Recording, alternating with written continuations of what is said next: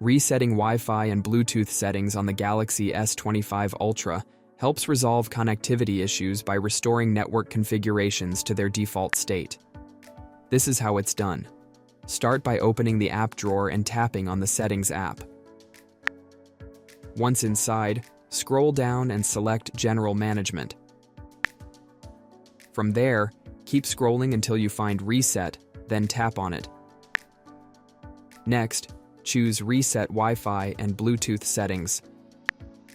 At the bottom of the screen, tap Reset Settings, and the reset process will begin immediately.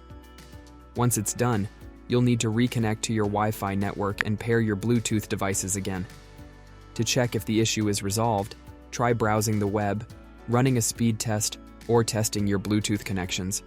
In most cases, this simple reset will restore proper functionality and eliminate connectivity issues. And that's it. If you found this guide helpful, don't forget to like the video and subscribe for more useful tech tips. Thanks for watching, or